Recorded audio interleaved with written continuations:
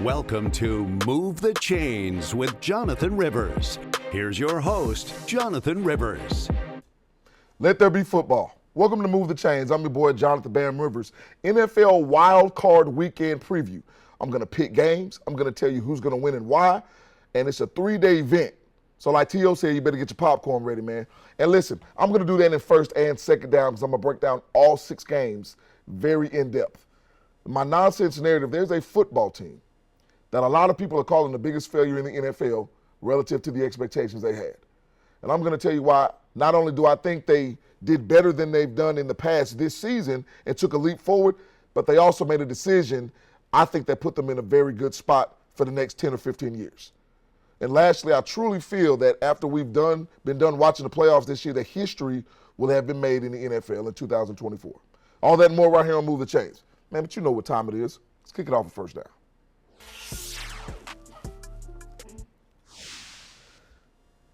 You can call this the best football weekend of the year because you have, one, the most teams playing. There are only 2 teams, the Chiefs and the Lions, that are not playing this week because they have a bye to the divisional round by having earned the number 1 seed in each conference. But Wild Card Weekend is always phenomenal because you're either going to have chalk move forward or you're going to have one team whom you might not have seen coming may end up in the conference championship game or even in the Super Bowl. So let's start here on Move the Chains. I'm going to break down every single game that you're going to see, starting with the games today. All right, let's go to my first graphic. So first, the LA Chargers will be traveling to the Houston Texans. Now, Houston locked up the AFC South for a second straight season, earning the 4 seed, and they're going to be hosting the 5 seed LA Chargers. And the Chargers are a 3-point favorite in this game. And I think that's been the conventional wisdom. You know, I'm on social media a lot. I listen to a lot of radio nationally and watch a lot of television, things of that nature when it comes to football, of course. And I haven't heard a lot of people pick the Houston Texans. But I'm picking them here on Move the Chains. And here are a couple of things that I want you to note. One, the Chargers have the best scoring defense in the NFL this year, giving up less than 18 points per game. A lot of you may say, well, the Chargers didn't play the toughest competition all year. One, they did play in the AFC West that has 3 playoff teams. So the Chargers defense is legitimate. They've got playmakers everywhere with Khalil Mack and Derwin James. They're very connected defensively. And I think the fact that they're able to force turnovers is a big thing as well. But when I look at Houston, this is very important. Do you know that Houston is number 1 in the NFL in first quarter scoring? Now, you may not hear anybody ever talk about that stat, but why is it important? I think it's important because, one, by winning the division, you earn the game at home. And the Houston Texans have not looked like themselves, the Texans of last year, nor the Texans to start the season in the last month of this season. A lot of that's due to injury. You neither have Stephon Diggs, nor do you have Tank Dell.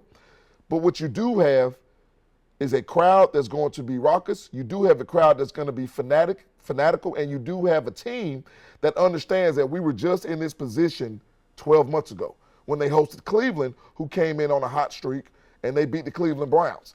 And they did it by forcing a lot of turnovers, and that's one thing that Houston does now defensively. You're talking about Will Anderson Jr., you're talking about Danielle Hunter, you're talking about guys like Javon Bullard. These guys on the Houston Texans defense are fast and they fly to the football. Excuse me, not Bullard. But the Texans have taken the ball away 23 times this year. Now, conversely, the Chargers have given up 22 turnovers. So I never go into a game trying to predict turnovers because you don't know if they're going to happen. But when I look at the duration of a season, I understand that Houston has done a good job causing turnovers, and one's because they get pressure on the quarterback with that front 4 that I just talked about, and they also coach it. D'Amico Ryans, who's a former linebacker himself, understands the importance of taking the ball away. So in a game where everybody thinks the Harbaugh and the Herbert connection is going to go into Houston and win, I believe in the Chargers long term, but I believe in the Texans in this game, and I think Houston wins its second playoff game in consecutive years and moves on to the divisional round. All right, the next game we got is a division rival. If I'm not mistaken, it's the only divisional game that we have in the playoffs this year in terms of the wild card weekend, and it's the Steelers and the Ravens. So they split the season series. Nothing matters that's happened up to this point. And I even think back to the last game that they played one another in Baltimore, where Pittsburgh literally, I think, had 3 plays that changed the game. A Russell Wilson pick six, a Russell Wilson fumble, and then maybe a drop pass here or there. Baltimore is the better team. Baltimore will also be without Zay Flowers. So the key here for me is don't get cute if you're Baltimore. You have Derrick Henry. Do you remember earlier on in the season, John Harbaugh said we didn't bring Derrick Henry in to run the ball 25, 30 times a game? You absolutely brought him in to run the ball 25, 30 times a game in the playoffs, in my estimation. And as I look at this, offensively, a lot of people are not enamored with what Arthur Smith is doing at offensive coordinator with Pittsburgh because they look predictable at times, and that's coming from me. And they don't look explosive at times. I'm not the person who says that you have to have 10 explosive plays a game to win. What I'm saying is you have to have the threat of explosiveness in your offense. So Pittsburgh needs to run the football. But to me, they have to throw it to run it. I've seen so many times when Arthur Smith calls stretch plays and run plays on first down, every single, not just drive, but every single sequence of downs. You have to try to change it up. It's okay to throw the ball early to open up the run game because we understand that's what you want to do. This Baltimore defense has been phenomenal the second half of the season. Marlon Humphrey has stayed healthy. That matters. And Kyle Hamilton, who's one of the best defensive players in all of football, moved back to free safety and has been a beast. The Ravens win this game, and I think the Pittsburgh Steelers are in a position to where they have to continue to answer the question, how are we going to move forward and get our organization back to where we used to be? Always a playoff team, but used to be a Super Bowl champion. All right, and to conclude first down right here, let's talk about the Bills hosting the Broncos. The Broncos got in as a 7 seed by beating the Chiefs the last game of the season, and so many people were upset because the Chiefs rested people. That's a story for another day. I want to talk about the keys to this game in my estimation.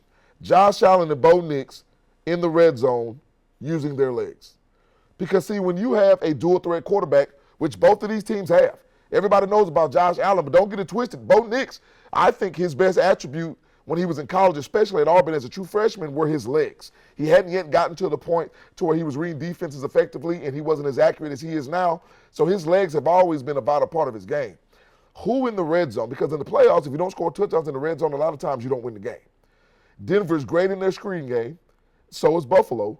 But I want to know which one of these quarterbacks are used more in the red zone using their feet. And if you're the Buffalo Bills, this is a team that I don't know where the narrative came from that they weren't going to be good because they lost Stephon Diggs. They lost Stephon Diggs. I told you on this show that they'd be better without him because he wouldn't manipulate Josh Allen. And Josh Allen has been able to manipulate defenses because he's been able to hit the open guy. I think this will be a very strong and tough game, highly contested game in the first half. But I think Buffalo will pull away in this game. And it's a lot because they understand that they're going to run the football. They're going to increase their time of possession, and Josh Allen will make big plays when needed to submit the victory. All right, when we come back, continuing here with NFL Wildcard Weekend Preview. Back when we move the chains, right after this. Welcome back in to Move the Chains. And before I get back to picking the games for Wildcard Weekend starting today, I want to first take the time, as always, to thank my Lord and Savior Jesus Christ for the opportunity to host Move the Chains. It's a phenomenal opportunity. I'm so blessed by it, and I'm excited about what's to come in this role. Secondly, I want to thank you, the fans, for always watching, for always commenting. I was in the doctor's office the other day, and a guy came up to me and told me how much he enjoys the show, and I appreciated him watching. So thank you to all of the fans who watch, not just on Fox 54, but also on YouTube. And as always, I want to give a shout-out to the best production crew in the business. It gets better every single time we meet. The conversations, the video, what I'm asking for, they're providing. So shout out to the best production crew in the business right here on Move the Chains. Having said all that, let's get back to it. You know what time it is. It's time for second down. Packers, Eagles.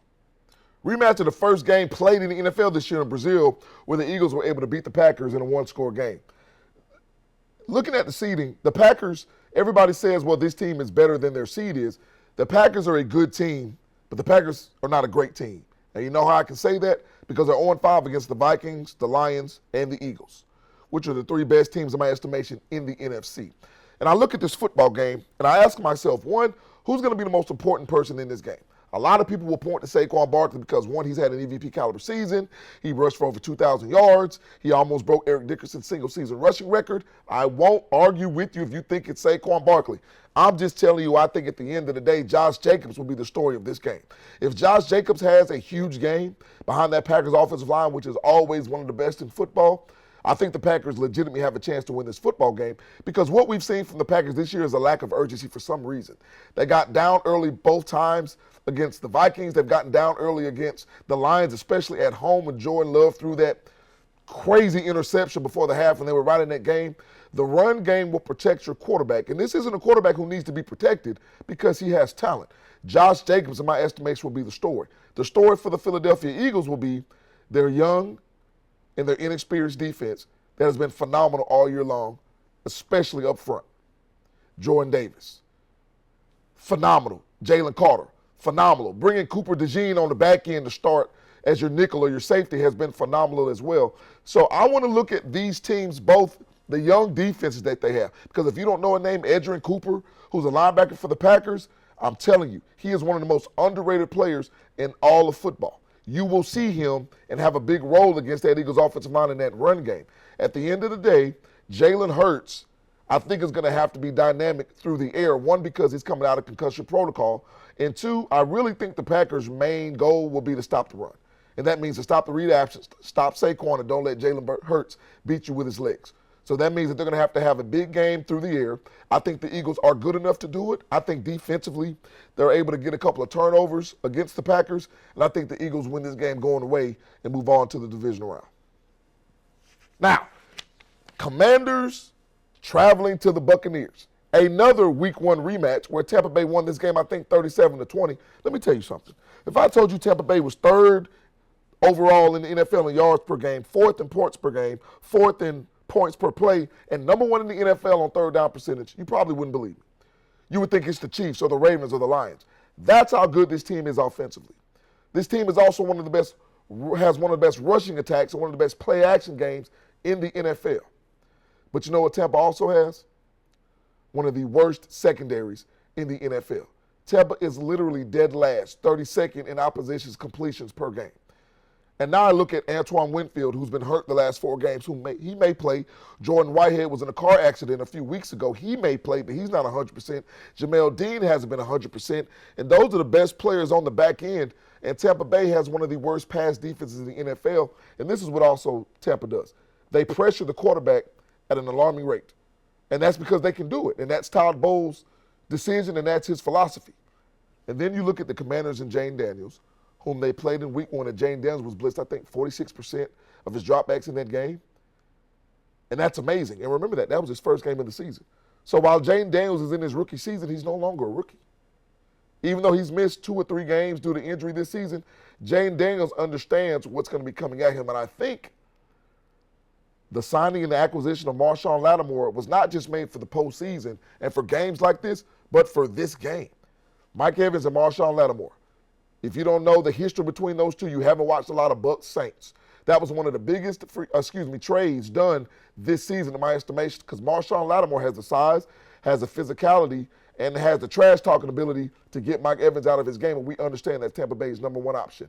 At the end of the day, I think Washington, because of their experience against Tampa early on in the season, because of the growth of Jane Daniels, and because of the opportunity for them to take advantage of Tampa's zone blitzing and Tampa not being great on the back end, even though Tampa, I think, will put up points, I think Washington makes enough plays and Jane Daniels makes enough plays with his legs and his arm, and Washington goes on the road and wins his game in Tampa Bay. The last game I want to talk about are the Vikings going to the Rams. Now, remember, the Vikings are a 1-point favorite in this game, and this game is no longer in L.A. This game has been moved to Arizona due to the California wildfires. So prayer for everybody that's having to deal with that issue, absolutely. But I'm telling you what this is. This is a reaction to what the Vikings did against the Lions in Week 18. Now, if you were to tell me, well, bam, the Rams beat the Vikings earlier on in the season, I understand that. And I think that's a valid opportunity and a valid reason why you would pick the Rams in this game. I'm just telling you that what the Vikings have been this year has been one of the best and most balanced teams in the NFL. Defensively, they're one of the best teams at pressuring the quarterback. They force a lot of turnovers. And offensively, they really don't have a lot of weaknesses in terms of the ability to run the football, throw the ball in play action, or their drop back game. I think this is a game that will be very close. And I think this is a game that will benefit the team that moves forward because it puts you in that mode of, hey, this is playoff football, we got to win. But I think Minnesota is the better team. I think despite what happened last week against Detroit, Minnesota goes on the road in this de facto road game, beats the Rams, and they move on to the second round. All right, when we come back from the break, it'll be my nonsense narrative. You don't want to miss it. There's a team that everybody has considered this year to be a failure. I'm going to tell you why they may be in the best position possible moving forward. Back with that, we'll move the chains right after this. Welcome back to Move the Chains, and let's not delay it. It's time for my favorite segment of the show. It's time for the nonsense narrative. The Atlanta Falcons had a failed season. That's what the narrative been. That's what I've heard. I've seen on TikTok. I've seen on Facebook. I've seen on Twitter, X, everywhere. The Falcons season was a failure. And I don't think that's true. And that's why it's a non-scenario. Let me tell you why. Because one, the Falcons won 8 games, if I'm not mistaken, this year, correct? Yes, it was a game under 500. Yes, they lost their last game at home with a chance to try to stay in the playoff hunt and win the NFC South, and they couldn't get it done. Understood. But when was the last time the Falcons won 8 games? It's been since what, 2016 or 17? It's a long time. So they're going in the right direction. And also, what did the Falcons find out this year? They found out that they have a quarterback in the future with Michael Penix Jr., something I already knew when they drafted, because remember when it happened, I said that this team made the best decision I've ever seen them make. Now, for you to be able to beat the Tampa Bay Buccaneers, who won the division twice, and have a 4-2 record in the division means something even though you didn't get the job done. I understand if you're a Falcons fan, you're very upset right now. But I want you to understand is there's always progression that can't be seen. You did not make the playoffs, but you still got better. You didn't get with the play you thought you were going to get from your starting quarterback who you signed in free agency to that $100 million deal, but you got your quarterback of the future, Michael Penix Jr. That, to me, is a success, and I think they're in the best position they could be in moving forward. Shout out to Terry Fontenot and Raheem Morris for having a plan. All right, when we come back, it'll be the final segment of the show, back with the last segment of Move the Chains right after this.